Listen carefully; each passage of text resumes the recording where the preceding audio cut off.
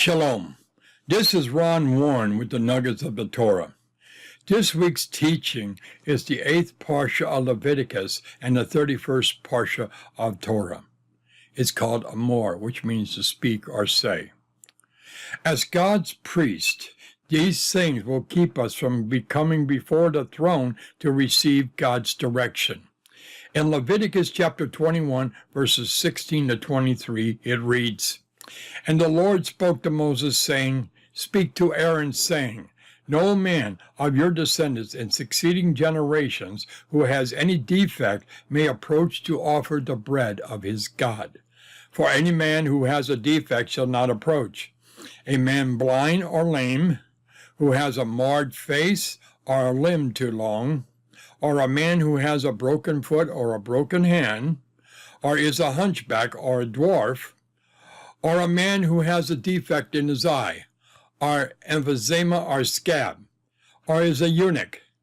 No man of the descendants of Aaron the priest who has a defect shall come near to offer the offerings made by fire to the Lord. He has a defect. He shall not come near to offer the bread of his God. He may eat of the bread of his God, both the most holy and the holy. Only he shall not go near the veil or approach the altar, because he has a defect, lest he profane my sanctuaries, for I, the Lord, sanctify them." The first one listed in this context is blind. That means that person lacks vision. Many believers are up and down in their walk because they need direction and purpose. What is the treatment? As God's priest, God continues to keep expanding and developing us. You must be keeping and seeking his direction and purpose, not your agenda. Seeking your agenda will disqualify you as God's priest. Number 2 is lame. That's an injured walk. That is moving off of God's path and keeps you from walking upright and straight. God will keep you in the wilderness and you will never reach your destiny. What is the treatment? As God's priest, look and pray before you leap. Know God's direction and instruction and follow it, not before.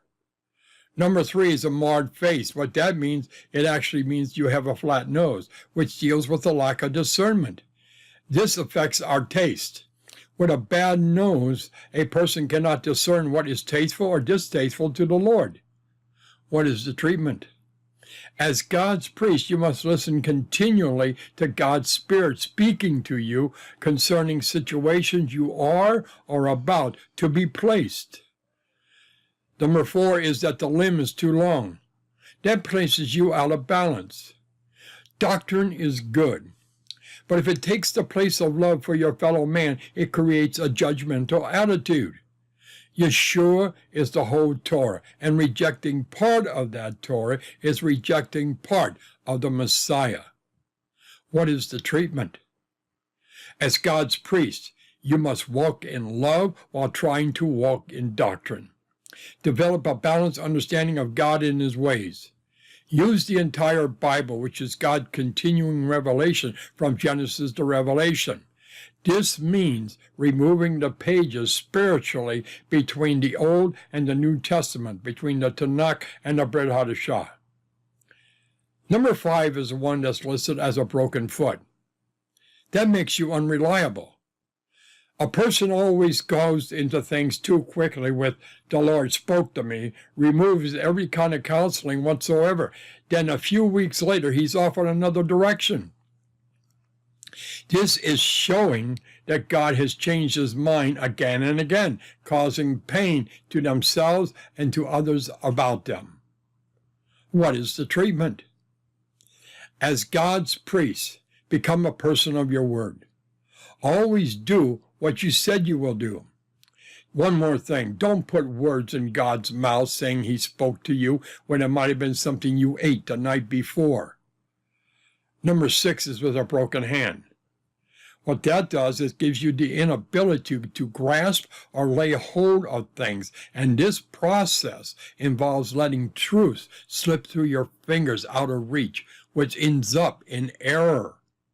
What's the treatment? As God's priest, pay close attention to what you've learned, holding on with intent and purpose. Write down things so that they are not forgotten, and then let these things sink through your mind and your heart. The next one mentioned is a crooked back. That means you're unable to bear burdens. This condition shows distrust in the power and the grace of God. If you cannot bear your own burdens, how can you bear the burdens of others? What's the treatment? As God's priest, cast your cares upon the Lord and rest in his faithfulness. The Lord is your strength and shield. He is your refuge and deliverer. Trust him. The number 8 that's listed is a dwarf. A dwarf never grows up to the stature in which he was intended, and God expects growth. This person becomes a believer and has not grown in his character since.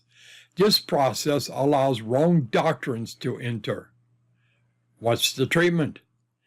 As God's priest, you must always be pursuing growth. Allow God to stretch you through study, prayer, and practice. The 9th is a blemish in the eye. What does that do? It gives you blind spots or hypocrisy. Every person has some blind spots in their character. But judgmental people judges by their own personal standard, not God's.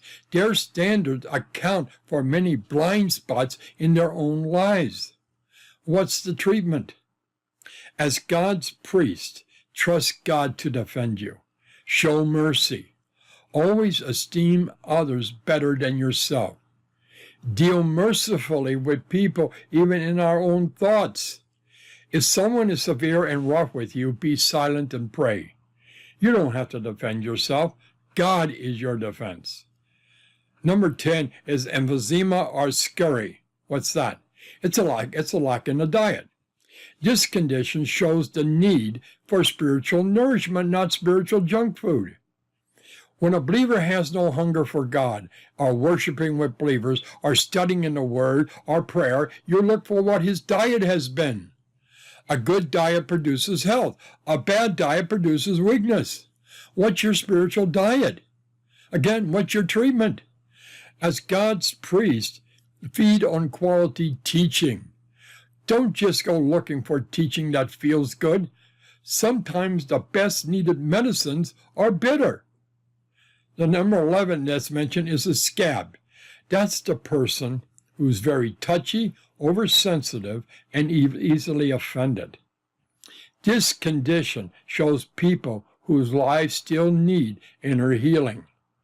These spots cause ungodly reactions in their lives, and God wants to clean that wound and heal it. What's the treatment? For this treatment, you must, as God's priest, allow God to search your inner being and heal all of the hurts, many of which are hidden. And I'll tell you right now, that's not going to be easy. The last one is an Enoch.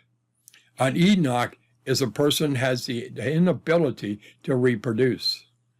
God requires fruit.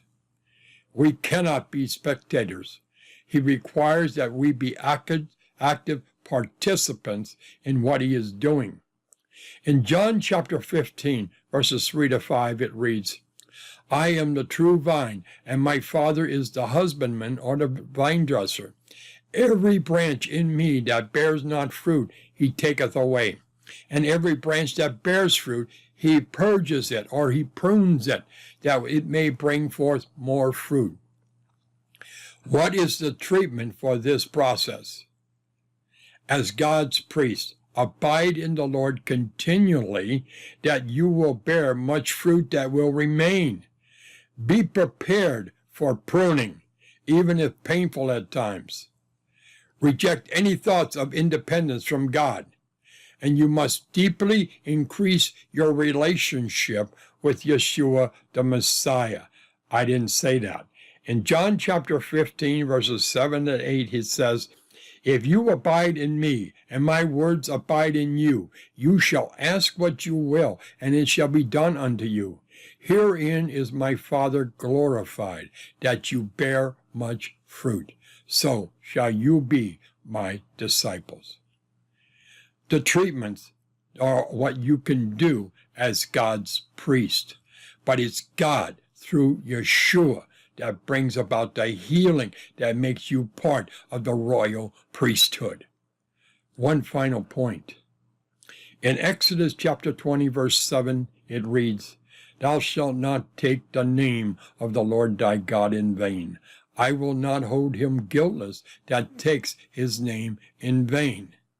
Now, what do you think the word take means? Swearing, cursing? It is that, but consider this. As part of the kingdom of priests, it means you do not bear or carry God's name in vain. When you carry God's name in vain, you take him in vain, because you are carrying God's reputation in the world. With that, I'll ask you the final question. Are you God's priest? Shalom. Until next week's episode of the Nuggets of the Torah. And if this teaching has been a blessing to you, consider subscribing to this YouTube channel. Shalom.